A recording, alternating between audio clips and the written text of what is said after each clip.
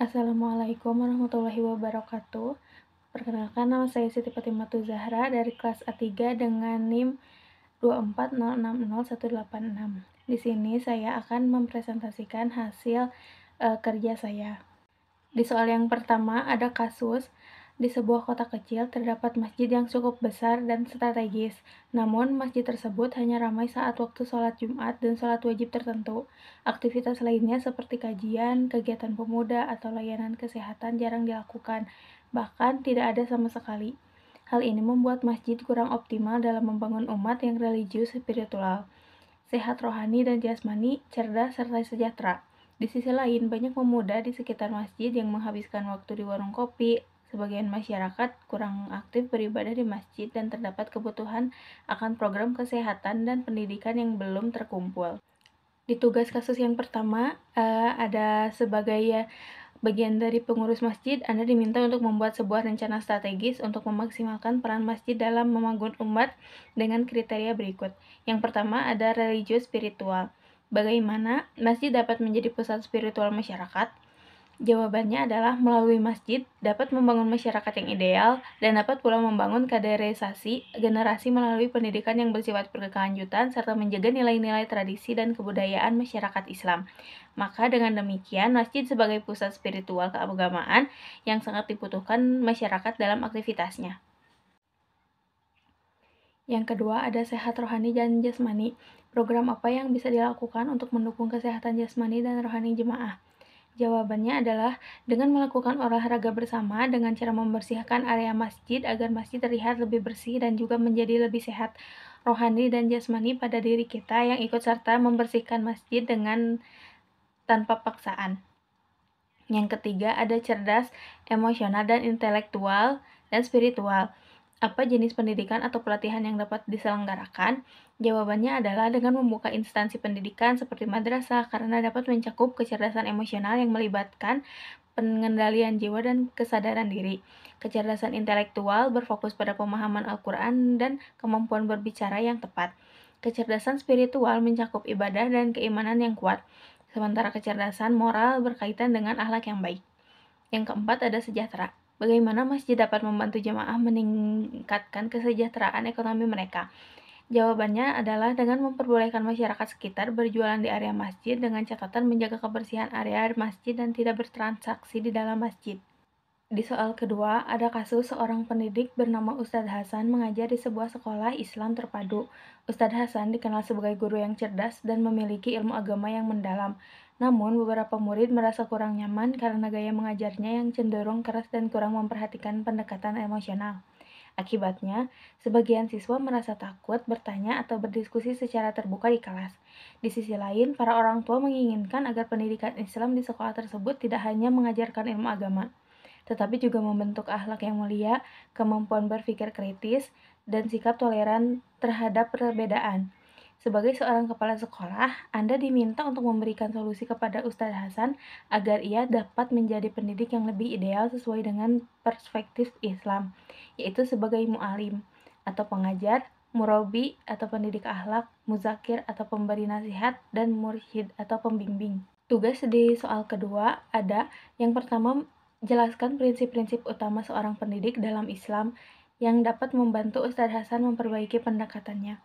Yang jawabannya adalah pendidik harus memiliki niat yang ikhlas, pendidik harus jujur dan jujur saat menyampaikan informasi, pendidik harus menghormati dan menghargai perbedaan serta latar belakang yang kebutuhan setiap siswa. Pendidikan juga harus menjadi teladan moral. Yang kedua, susunlah minimal 3 strategi praktis yang dapat diterapkan Ustadz Hasan untuk meningkatkan hubungan emosional dengan siswa. Jawabannya adalah mengajarkan komunikasi yang efektif.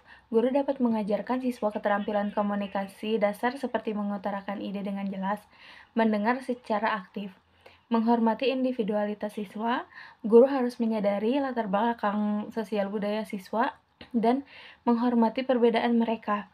Membangun lingkungan belajar kolaboratif. Guru dapat membangun lingkungan belajar kolaboratif untuk membantu siswa belajar dari kesalahan mereka, mengatasi ketidaksepakatan, dan tumbuh dari pengalaman mereka.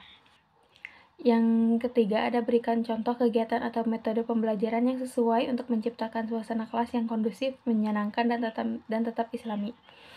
Jawabannya adalah yang pertama, menciptakan suasana kelas yang kondusif, menyenangkan, dan islami. Kita bisa menggunakan metode pembelajaran yang interaktif dan menerapkan konsep keteladanan. Metode pembelajaran interaktif, variasi metode pembelajaran dapat menjaga semangat siswa untuk belajar. Kita bisa mencoba metode diskusi kelompok, studi kasus, atau discovery. Lalu ada konsep keteladanan. Kita bisa menampilkan gaya dan model keislaman dalam proses pembelajaran. Kita juga bisa membiasakan siswa untuk berbuat baik dan mengamalkan ajaran agama Islam dalam kehidupan sehari-hari. Soal yang ketiga, pertanyaannya adalah, apa yang Anda pahami tentang Islam yang rahmatan lil alamin, ekonomi syariah, dan pernikahan dalam Islam? Yang pertama ada Islam yang rahmatan lil alamin. Konsep Islam rahmatan lil alamin mengedepankan nilai-nilai kasih sayang dan keadilan dalam kehidupan. Implementasi konsep ini dalam kehidupan sosial dan budaya sangat penting untuk menciptakan harmoni dan kedamaian di masyarakat. Islam sebagai rahmat bagi seluruh alam. Ini adalah ajaran inti dalam Islam yang menentukan bahwa Islam hadir untuk membawa kebaikan, kedamaian, dan kesejahteraan bagi seluruh umat manusia. Tanpa memandang ras, suku, agama, Islam diajarkan untuk menjadi rahmat bagi alam semesta, termasuk seluruh makhluk hidup yang ada di lingkungan. Beberapa contoh penerapan Islam rahmatan lil alamin dalam kehidupan sehari-hari adalah: yang pertama, menjauhi kekerasan. Membuat kekerasan, menghina, merendahkan, atau memberi label negatif pada orang lain. Yang kedua ada menjauhi prejudis atau suudzon, mencari-cari kesalahan orang lain, dan ghibah.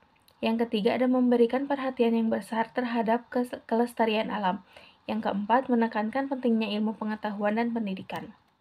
Yang kedua ada ekonomi syariah.